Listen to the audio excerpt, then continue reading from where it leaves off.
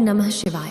प्रिय भक्तों, आज के हमारे इस वीडियो में हम आपके लिए एक बहुत बड़े तपस्वी की कहानी लेकर आए हैं, जिनकी कथा हर रोज एक सांप सुनने आता था। एक समय की बात है, चंदनपुर गांव में एक गरीब ब्राह्मण अपने पूरे परिवार के साथ रहते थे। उनके परिवार में उनकी पत्नी और एक पुत्र था। वो इतना गरीब था कि उनके पास कभी कभी खाने को भी नहीं होता था। ब्राह्मण की जो पत्नी थी वह बहुत दुष्ट और चालाक थी। वह हर रोज ब्राह्मण को भिक्षा मांगने जाने को कहती थी, पर ब्राह्मण उसकी एक नहीं सुनता था और घर में बैठा राम नाम जाप करता रहता था। अगर आप यह कहानी सुन रहे हैं तो पूरा सुनिए। इस कथा को आधा अधूरा छोड़कर जाने की गलती मत करिएगा, क्योंकि इस पवित्र कथा को पूरा सुनने से मनचाहा फल की प्राप्ति होगी। इसलिए इस कथा को पूरा सुने। आप शिव भक्त हैं तो भोलेनाथ का अनादर ना करें। पत्नी के रोज रोज कहने और लज्जित करने पर ब्राह्मण एक दिन सुबह सुबह उठा और अपनी पोथी पत्रा उठाकर दूसरे गांव की ओर चल दिया। चलते चलते वह घने जंगल में पहुंचा गया और वहां अंधेरा हो गया। वो वहां एक पीपल के पेड़ के नीचे बैठ गया और राम नाम जपने लगा। सुबह होने पर जब वो उठा तो पास के सरोवर पर स्नान करके वो आगे चलने लगा और वह दूसरे गांव में पहुंच गया। गांव वाले उससे ना तो कोई कथा सुनना चाहते थे और ना ही कोई उसे भिक्षा दे रहा था। वो दुखी होकर घूम फिर कर फिर उसी पीपल के पेड़ के नीचे आकर बैठ गया। वो पीपल का पेड़ बहुत विशाल था। उस पेड़ की जड़ में एक विशाल काला सांप रहता था। उस ब्राह्मण ने सोचा कि मेरी कथा तो कोई नहीं सुनता, ये कथा मैं पीपल के पेड़ जी को ही सुना देता हूँ, और अपनी कथा सुनाने लगा। कथा पूर्ण होने पर पेड़ के नीचे बिल में से एक काला नाग निकला और इस ब्राह्मण को एक स्वर्ण मुद्रा देते हुए बोला, तुम रोज यूं ही यहाँ आकर मुझे कथा सुनाया करो, मैं रोज तुम्हें एक स्वर्ण मुद्रा दूंगा। ब्राह्मण ने यह बात मान ली और सांप बोला, ये बात तुम किसी को भी मत बताना, तुम्हारे सब दुख दूर हो जाएंगे। ब्राह्मण रोज ऐसा ही करता। सुबह उठता, नहा धोकर अपनी पोथी पत्रा लेकर उस पीपल के नीचे पहुंच जाता और वहां बैठकर कथा सुनाता। एक दिन गांव की कुछ औरतें ब्राह्मणी के पास आई और उससे पूछने लगी कि आपके पति इतने धनवान कैसे हो गए, वो रोज कहाँ जाते हैं और रोज उनकी कथा कौन सुनता है। औरतों की बात सुनकर ब्राह्मणी के मन में शंका आ गई। उसने एक दिन अपने पति से पूछा कि आपको ये धन कहाँ से मिलता है, मुझे भी बताए। ब्राह्मण बोला, तुम्हें इससे क्या मतलब है। ऐसा कहकर ब्राह्मण ने ब्राह्मणी की बात टाल दी। कुछ दिनों तक ब्राह्मण उसे टालता रहा, पर एक दिन ब्राह्मणी ने ब्राह्मण को मजबूर कर दिया। मजबूर होकर उसने अपनी पत्नी को नाग की सारी बात बता दी, जिस वजह से उसकी पत्नी के मन में लालच जाग गया और उसने ब्राह्मण के खाने में नशे की दवा मिलाकर उसे खिला दिया और अपने बेटे से बोली, बेटा तुम उस पीपल के पेड़ डाट पर जाओ और उस नाग को मारकर उसकी सारी संपत्ति ले आओ। ब्राह्मण का ललड़ी ढीका ब्राह्मण का पोथी पत्र लेकर वहां गया और पीपल के पेड़ के आगे बैठकर कथा सुनाने लगा। कथा पूरी होने पर वो नाग बाहर आया और उसको स्वर्ण मुद्रा देने लगा। तभी ब्राह्मण के बेटे ने कुल्हाड़ी से नाग पर वार कर दिया, जिससे नाग की पूंछ कट गई और नाग ने पलटकर लड्ढहाके के पैर में डंस लिया, जिससे लड्ढहाके की मौत हो गई। उधर जब ब्राह्मण उठा तो उसने देखा कि उसके पोथी पत्रा गायब है। वो समझ गया कि कुछ गड़बड़ है।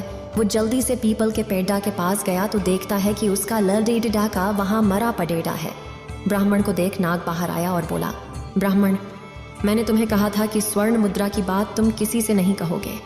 अब तुम यहाँ से चले जाओ। तुम्हें तुम्हारे पुत्र का दुख है तो मुझे मेरी पूंछ के काटने का दुख है। मैं तुम्हें श्राप देता हूं कि तुम्हारी जो संपत्ति मेरे द्वारा बनी थी वो सब नष्ट हो जाएगी। ब्राह्मण सर पिट कर रह गया और रोता बिलखता अपने पुत्र का शव लेकर वहां से आ गया और अपनी पत्नी से बोला, देखा तुम्हारे लालच की वजह से हमने अपना इकलौता पुत्र गंवा दिया और हमारी सारी संपत्ति नष्ट हो गई। ब्राह्मणी भी रोती रही। दोस्तों, लालच एक दलदल है जो व्यक्ति को विनाश की ओर अग्रसर कर देता है। तो दोस्तों, कैसी लगी आपको आज की हमारी ये कहानी? हमें कमेंट बॉक्स में लिखकर जरूर भेजिएगा और साथ ही साथ हमारे इस चैनल को सब्सक्राइब करना ना भूलें। तो प्रिय भक्तगण, चलते हैं एक और नई कथा की ओर। इस कहानी को कहते सुनते और हुंकार भरते सभी को अमर सुहाग देना। एक समय की बात है, भगवान भोलेनाथ और माता सती पृथ्वी पर भ्रमण करने के लिए निकले। भोलेनाथ ने माता सती से पूछा कि आप 12 महीने के रास्ते से चलोगी या 6 महीने के रास्ते से। तो माता सती बोली, मैं 12 महीने के रास्ते से चलूंगी। तब भगवान शंकर ने पार्वती जी से कहा कि संसार के लोगों के दुखों को देखकर आप कोई भी हट नहीं करोगी। माता सती मान गई। अब शिव जी पार्वती जी को लेकर चलते हैं तो रास्ते में देखते हैं एक घोड़ी को कष्ट आ रही थी। उसके बच्चा होने वाला था और वो दर्द में थी, तो उसकी पीड़ा देखकर माता सती ने भगवान शंकर से पूछा, इस घोड़े को क्यों कष्ट आ रही है? तो शिव जी कहते हैं कि ये मां बनने वाली है। तब पार्वती जी बोली कि मां बनने में इतना कष्ट है तो आप मेरे को तो गांठ लगा दो, अभी आगे चलो। तभी रास्ते में एक राजा का राज्य आता है। वहां दूर दूर तक शांति और उदासी फैली होती है। वो उदासी देखकर पार्वती जी पूछती है कि यहाँ सब उदास और शांत क्यों है? तब गांव के लोग कहते हैं, हमारे नगर की रानी मां बनने वाली है और कष्ट में है, इसीलिए हमारे पूरे गांव में उदासी छाई है। तब पार्वती जी फिर शिव जी से कहती हैं कि मां बनने में इतना कष्ट है तो आप मेरे गांठ लगा दो। पर शिव जी उन्हें ये कहकर आगे बढ़ जाते हैं कि यदि एक बार गांठ लग गई तो दोबारा नहीं खुल सकती। अब जब वो आगे बढ़ते हैं तो देखते हैं कि रास्ते में एक गाय को कष्ट आ रही थी। उसकी पीड़ा देखकर पार्वती जी फिर बोली, मां बनने में इतना कष्ट है तो आप मेरे तो गांठ ही लगा दो। पार्वती जी हट करने लगी तो शिव जी ने पार्वती जी के गांठ लगा दी। अब वो दोनों आगे बढ़े। इस प्रकार चलते चलते वो दोनों पार्वती जी के पीहर पहुंचते हैं। वहां सब उनकी खूब आवभगत करते हैं, खूब पकवान बनाए जाते हैं, पर शिव जी जो भी खाना बना होता है वो सब खाना खा जाते हैं। अब पार्वती जी क्या खाएं? तो वे बथुए की साग खाकर पानी पी लेती है।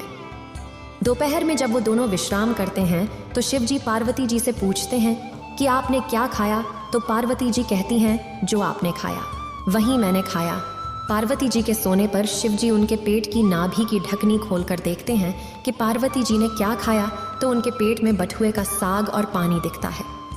पार्वती जी के जागने के बाद शिव जी उनसे कहते हैं, आपने हमसे झूठ बोला था, आपने तो बथुआ और पानी पिया है।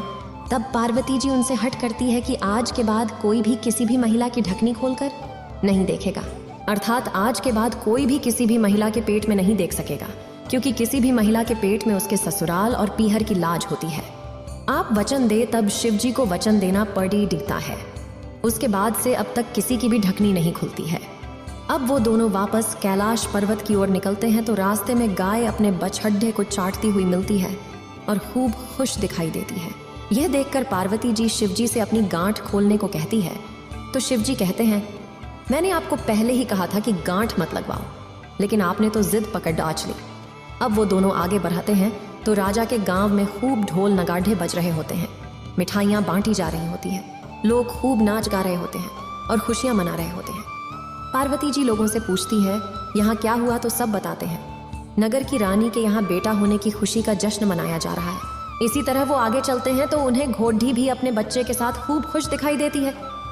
यह देखकर पार्वती जी फिर शिव जी से गांठ खोलने की जिद करने लगती है तो शिव जी कहते हैं, मैंने आपसे पहले ही कहा था गांठ मत लगवाओ, यहाँ मृत्यु लोक में हर चीज आपको लुभाएगी, परंतु आप नहीं मानी, आपने जिद पकड़े डैच ली। पार्वती जी के फिर हट करने पर शिव जी पार्वती जी की गांठ खोल देते हैं और वो दोनों कैलाश पर्वत पहुंच जाते हैं। हे भगवान शंकर, जैसे पहले माता पार्वती के गांठ लगाई, किसी पर भी गांठ मत लगाना, और जैसे बाद में पार्वती जी की गांठ खुली वैसे सबकी खोल देना। इस वीडियो को बोलते समय कोई त्रुटि हो तो मैं क्षमा चाहती हूँ। उम्मीद है आप सभी को ये वीडियो अच्छी लगी होगी। अगर आप शिव के सच्चे भक्त हैं तो चैनल को सब्सक्राइब और वीडियो को लाइक करके कमेंट में हर हर महादेव लिख दीजिए।